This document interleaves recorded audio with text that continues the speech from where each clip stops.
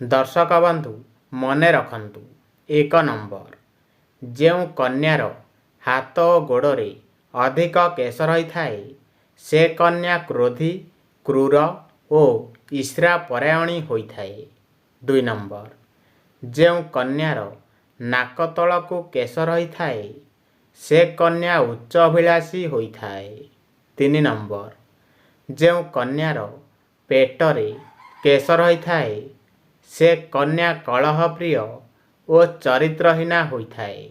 4 number, ଯେଉଁ କନ୍ୟାର ଛାତିରେ କେଶ ରହିଥାଏ ସେ କନ୍ୟା ସ୍ୱାର୍ଥପର ଓ ଲଜ୍ଜାହୀନ ହୋଇଥାଏ। 5 ନମ୍ବର, ଯେଉଁ କନ୍ୟାର ଆଇବ୍ରୋ କେଶ ପରସ୍ପର ଲଗାଲଗି ହୋଇ ରହିଥାଏ ସେ କନ୍ୟାଙ୍କୁ କେବେ ବି ଧନର ଅଭାବ ହୋଇନଥାଏ। 6 ନମ୍ବର, ଯେଉଁ କନ୍ୟାର ଆଖି ପଲକରେ ଛୋଟ ଓ କଳା କେଶ ହୋଇଥାଏ ସେ କନ୍ୟା ସୌଭାଗ୍ୟଶାଳୀ ହୋଇଥାଏ। 7 ନମ୍ବର, ଦର୍ଶକ ବନ୍ଧୁ ଦେଖିବେ ଯେଉଁ କନ୍ୟାର କେଶ ଲମ୍ବା ଓ ଘନ ହୋଇଥାଏ ସେ କନ୍ୟା ସୌଭାଗ୍ୟବତୀ ହୋଇଥାଏ। 8 ନମ୍ବର, ଯେଉଁ ଲୋକଙ୍କର ଡାହାଣ ପାଦରେ ତିଳ ଚିହ୍ନ ଥାଏ ସେ ଜ୍ଞାନବୋଧ ଓ ଧର୍ମପରାୟଣ ହୋଇଥାଏ। 9 ନମ୍ବର, କାନ ମଧ୍ୟରେ ଯେଉଁ ଲୋକର କଳା ଯାଇ ରହିଥାଏ ସେ ଲୋକ ସୁଖ ସମ୍ପଦ ପ୍ରାପ୍ତ କରିଥାଏ। 10 ନମ୍ବର, ଦେଖିବେ ଯେଉଁ ଲୋକମାନଙ୍କର ବାମ ବକ୍ଷରେ କଳାଜାଇ ଚିହ୍ନ ଥିଲେ ସେ ଲୋକ ଗର୍ବୀ ହୋଇଥାଏ ଏବଂ ପରଧନ ପ୍ରାପ୍ତ କରିଥାଏ। 11 ନମ୍ବର, ଡାହାଣ ହାତ କହୁଣୀ ଉପରେ କଳାଜାଇ ଚିହ୍ନ ଥିଲେ ସେ ଲୋକ ଖରାପ କାର୍ଯ୍ୟରେ ମନ ବଳାଇଥାଏ। 12 ନମ୍ବର, ଦର୍ଶକ ବନ୍ଧୁ ଯେଉଁ ଲୋକମାନଙ୍କର ବାମ ହାତ କହୁଣୀ ତଳେ କଳାଜାଇ ଚିହ୍ନ ରହିଥାଏ ସେ ବହୁଭାଗ୍ୟୀ ହୋଇଥାଏ ଏବଂ ସୁଖ ଭୋଗ କରିଥାଏ। 13 ନମ୍ବର, ଦର୍ଶକ ବନ୍ଧୁ ଯେଉଁ ଲୋକମାନଙ୍କର ମୁହଁର ଡାହାଣ ପାଖରେ କଳାଜାଇ ଚିହ୍ନ ଥାଏ ସେ ପରୋପକାରୀ ଏବଂ ମାନ ଓ ସମ୍ମାନର ଅଧିକାରୀ ହୋଇଥାଏ। 14 ନମ୍ବର, ଯେଉଁ ଲୋକଙ୍କର ମୁହଁର ବାମ ପାର୍ଶ୍ୱରେ କଳାଜାଇ ଚିହ୍ନ ଥାଏ ତାଙ୍କୁ ଜୀବନସାରା ସୁଖ ଶାନ୍ତି ଭୋଗ ହୋଇଥାଏ।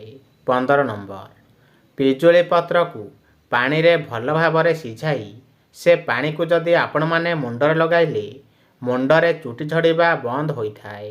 16 ନମ୍ବର, ଉଷୁମ ପାଣିରେ ମହୁ ଏବଂ ଲେମ୍ବୁ ରସ ମିଶାଇ ପିଇଲେ ଖାସ ଓ ଛିଙ୍କରୁ ରକ୍ଷା ମିଳିଥାଏ। ମନେ ରଖିବେ। 17 ନମ୍ବର, ଦର୍ଶକ ବନ୍ଧୁ ଉଷୁମ କ୍ଷୀରରେ 1 ଚାମଚ ହଳଦୀ ମିଶାଇ ପିଇଲେ ଖାସ ଓ ଛିଙ୍କ ଦୂର ହୋଇଥାଏ। 18 ନମ୍ବର, ଶୋଇଲା ବେଳେ ମନେ ରଖିବେ ଶୋଇଲା ବେଳେ ଖାସ ଓ ଛିଙ୍କ ହେଲେ ମୁଣ୍ଡ ତଳେ ତକିଆ ଦେଇ ଶୋଇଲେ କିଛି ପରିମାଣରେ କମି ଯାଇଥାଏ। 19 ନମ୍ବର, କେବେ ବି କାହାରିକୁ ମନେ ରଖିବେ ସିଧା ହାତରେ ଲୁଣ ଦିଅନ୍ତୁ ନାହିଁ, ଏହାଦ୍ୱାରା ଝଗଡ଼ା ଲାଗିଥାଏ। 20 ନମ୍ବର, ପ୍ରତ୍ୟେକ ଦିନ ପାଣିରେ ଲୁଣ ପକାଇ ଘର ପୋଛିଲେ ଭାଗ୍ୟରେ ପରିବର୍ତ୍ତନ ହୋଇ ସୌଭାଗ୍ୟ ଆସିଥାଏ। 21 ନମ୍ବର, ଦର୍ଶକ ବନ୍ଧୁ ଟିକେ ଲୁଣ ଆଣନ୍ତୁ ମୁଣ୍ଡ ଚାରିପଟେ ବୁଲାଇ ଆପଣମାନେ ବାହାରକୁ ଫିଙ୍ଗିଦେଲେ ଅଶୁଭ ଦୃଷ୍ଟି ଘରୁ କଟି ଯାଇଥାଏ। 22 ନମ୍ବର, ସପ୍ତାହକୁ ଥରୁଟିଏ ମିଶ୍ରିଯୁକ୍ତ କ୍ଷୀରି ପରିବାରରେ ସମସ୍ତେ ଏକାଠି ଖାଇଲେ ମା ଲକ୍ଷ୍ମୀ ପ୍ରସନ୍ନ ହୋଇଥାନ୍ତି।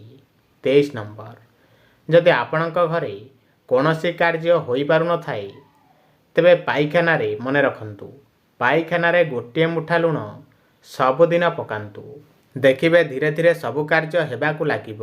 24 ନମ୍ବର, ଯଦି କୌଣସି ଶୁଭ କାର୍ଯ୍ୟରେ ଘରୁ ବାହାରୁଛନ୍ତି ତେବେ ଗୋଟିଏ ଲେମ୍ବୁରେ 4ଟି ଲବଙ୍ଗ ପୋତି ସାଙ୍ଗରେ ନେଇକି ଗଲେ ଶୁଭ ହୋଇଥାଏ। ମନେ ରଖିବେ। 25 ନମ୍ବର, ଯଦି ଆପଣଙ୍କର କୌଣସି କାମ ହୋଇପାରୁନଥାଏ କିମ୍ବା ବାରମ୍ବାର ଅଟକୁଥାଏ ତେବେ ଗାଈ କାନରେ କହିଦିଅନ୍ତୁ ନିଶ୍ଚୟ ହୋଇଯିବ।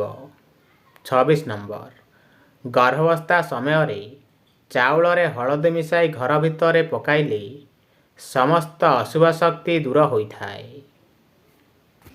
27 ନମ୍ବର, ଯଦି ପୁତ୍ର କିମ୍ବା କନ୍ୟାର ଜାତକରେ ମଙ୍ଗଳ ଦୋଷ ଥାଏ ତେବେ ମଙ୍ଗଳବାର ବ୍ରତ କଲେ ତାହା ଦୂର ହୋଇଥାଏ।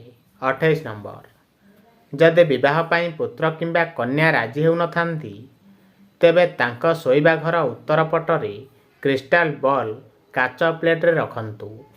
29 ନମ୍ବର ଯଦି ପୁତ୍ର କିମ୍ବା କନ୍ୟାର ବିବାହ ହୋଇପାରୁନଥାଏ ତେବେ 13 ଦିନ ପର୍ଯ୍ୟନ୍ତ ଅଶ୍ୱସ୍ଥ ଗଛ ମୂଳରେ ପାଣି ଦିଅନ୍ତୁ, ଶୁଭ ଫଳ ପ୍ରାପ୍ତ ହୋଇଥାଏ। 30 ନମ୍ବର ଯଦି କନ୍ୟାର ବିବାହ ହୋଇପାରୁନଥାଏ ତେବେ ହଳଦିଆ କପଡ଼ାରେ ହଳଦୀ ବାନ୍ଧି କନ୍ୟାର ତକିଆ ତଳେ ରଖନ୍ତୁ। ଦେଖିବେ ଧୀରେ ଧୀରେ ବିବାହ ପ୍ରସ୍ତାବ ଆସିବାକୁ ଲାଗିବ। 31 ନମ୍ବର ମଙ୍ଗଳବାର ଦିନ ଗାଈକୁ ମସୁର ଡାଲି ସହିତ ଗୁଡ଼ ମିଶାଇ ଖାଇବାକୁ ଦେଲେ ସମସ୍ତ ମନସ୍କାମନା ପୂରଣ ହୋଇଥାଏ। 32 ନମ୍ବର ସକାଳୁ ଉଠି ଗଣେଶଙ୍କ ଉପରେ ନାଲି ରଙ୍ଗର ଫୁଲ ଚଢ଼ାଇଲେ ଘର କରିବାର ମନସ୍କାମନା ପୂରଣ ହୋଇଥାଏ। 33 ନମ୍ବର ଘରର ଛାତ ଉପରେ ଦକ୍ଷିଣ ପୂର୍ବ କୋଣରେ ପକ୍ଷୀମାନଙ୍କ ପାଇଁ ପିଇବା ପାଣି ରଖିଲେ ପରିବାରରେ ଆୟ ବୃଦ୍ଧି ହୋଇଥାଏ। 34 ନମ୍ବର ସକାଳୁ ଉଷୁମ ପାଣିରେ 1 ଚାମଚ ଗୁଆ ଘିଅ ମିଶାଇ ପିଇଲେ ମନ ସତେଜ ରହିବା ସହିତ ଶରୀରରେ ଚମକ ଆସିଥାଏ। 35 ନମ୍ବର ବାଦାମ ମିଶ୍ରି ଏବଂ ମଧୁରକୁ ଗୁଣ୍ଡ କରି ରାତିରେ ଖାଇବା ପୂର୍ବରୁ 2 ଚାମଚ ଉଷୁମ ପାଣିରେ ଖାଇଲେ ସ୍ମରଣ ଶକ୍ତି ବୃଦ୍ଧି ହୋଇଥାଏ। 36 ନମ୍ବର ଯଦି ପିଲାଙ୍କର ମନ ପାଠରେ ଲାଗୁନଥାଏ ତେବେ ପୂର୍ବ ଦିଗକୁ ମୁହଁ କରି ପାଠ ପଢ଼ିଲେ ପାଠରେ ମନ ଲାଗିଥାଏ। ଥରେ ନିଶ୍ଚୟ କରି ଦେଖନ୍ତୁ। 37 ନମ୍ବର ପିଲାଙ୍କ ପଢ଼ିବା ଘରେ ଶୁଦ୍ଧ ଘିଅ ଦୀପ ଲଗାଇଲେ ଏବଂ ସରସ୍ୱତୀ ଯନ୍ତ୍ର ରଖିଲେ ପିଲାଙ୍କ ପାଠରେ ମନ ଲାଗିଥାଏ ଏବଂ ବିଦ୍ୟାବୃଦ୍ଧି ବିକଶିତ ହୋଇଥାଏ। 38 ନମ୍ବର ଶୋଇବା ଶେଯରେ ବସି ବସି ନିଦ୍ରା ଯିବା ଉଚିତ ନୁହେଁ ଏବଂ ସନ୍ଧ୍ୟା ସମୟରେ ଶୋଇବା ଦ୍ୱାରା ଅଶୁଭ ଏବଂ ଅମଙ୍ଗଳକାରୀ ହୋଇଥାଏ, ଧ୍ୟାନ ରଖିବେ।